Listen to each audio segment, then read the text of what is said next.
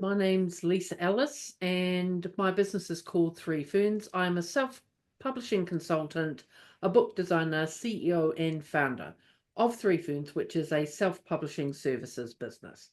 So, next one in the series, I'm calling this little series of videos short and sweet, just little snippets of information that you may or may not know about self-publishing, which are interesting. So, something which I encounter quite a bit, and you do see it a lot these days, is the plaque or status of Amazon bestseller.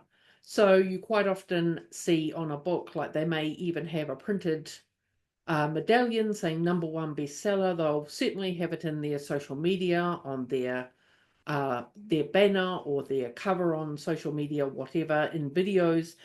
#1 Amazon bestseller. What does that actually mean? And does it actually benefit you? I just wanted to make this video in a way to sort of like manage expectations and give a little taste of the reality sandwich about what you can expect from becoming an Amazon bestseller. Now, the real benefit of Amazon bestseller is most likely not going to be financial. The people I encounter who, many of my clients, when they come to me, they say, I want to be an Amazon bestseller. And we've helped many of our clients achieve that. But the real benefit is probably not going to be financial. The most benefit you might get from it is being able to put international best-selling author in your email signature, and that will quite often open some doors for you. It may get you that spot on the podcast as a guest that you've wanted because you're an international best-selling author. But financially, it can be a little bit of a surprise that the big dollars don't suddenly start rolling in. A giant hand does not descend and start showering you with golden coins or greenbacks. It's like it can be a bit of an anticlimax in that regard. So, what is the real return on investment? As I say, that email signature bragging right of saying that you are an international best-selling author. I've had other clients come to me and say, I want the credibility. I want to be seen as a best-selling author, an expert, an authority, and an thought leader. And credibility, quite frankly, when someone says to me that they're an Amazon best-selling author, I instantly take that with a big grain of salt, a big pinch of salt, because it truly is like all these bestseller lists. It's right there in the name. It's a bestseller. It's purely a sales metric. It's not any indication of the quality of the writing, the quality of the design, the proofreading, the attention to detail, dotting every I, crossing every T. It's not a mark of quality or a stamp of approval that this is a good book. It's well written, well edited, well produced. It's purely it sold the most that week.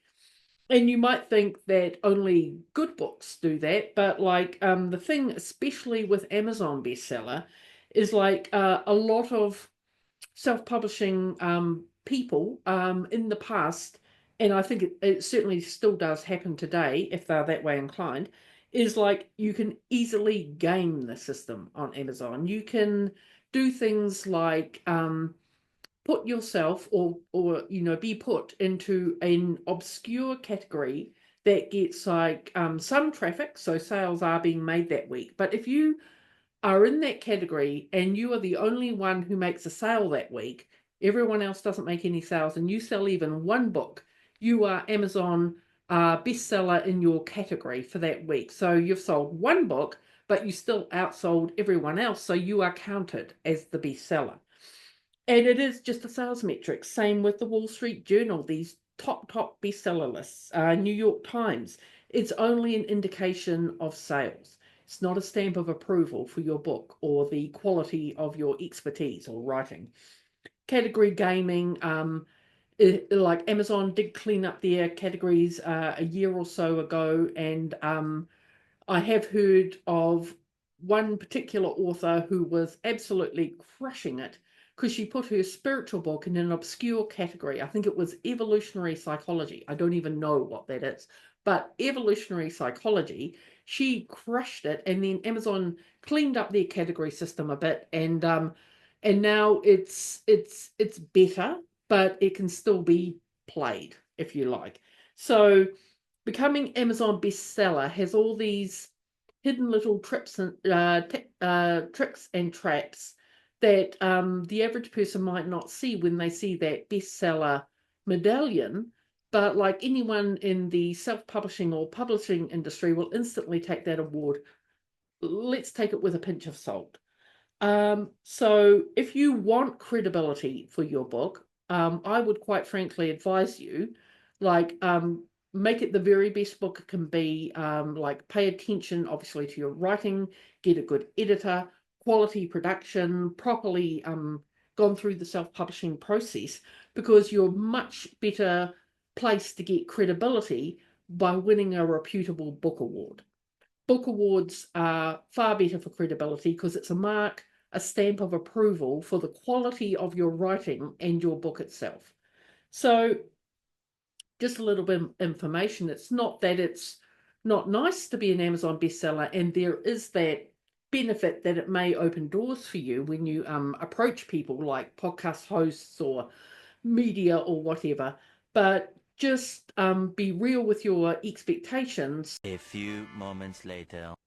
Sorry about that abrupt ending. I'm just stitching this little snippet on just to précis your summary, what I've just shared, which is the ROI on an Amazon bestseller status. So the real return and the real benefit is most likely not going to be financial. It will probably be being able to put #1 or international best-selling author in your email signature, and that may open doors for you. It may get you that podcast guesting spot that you want, some media attention. But for credibility, it is in itself only a sales metric. It's just an indication of how many books have sold. It's not a mark of approval of the quality of the book. All the big bestseller lists are bestseller lists. It's how many books have sold that week. It's not necessarily how good the book is. So going for a reputable book award will give you much more credibility than just purely Amazon bestseller status. And the way people move up the rankings to game the Amazon system is by placing themselves in obscure categories. And I think, and I hope that you are a better writer than that, that you want the authority and the true approval and recognition you will get from a high quality book, well written, well edited, well produced, and good marketing and good publicity. So if you focus on quality, then you really are a winner, in my opinion. So I hope that helps, and good luck.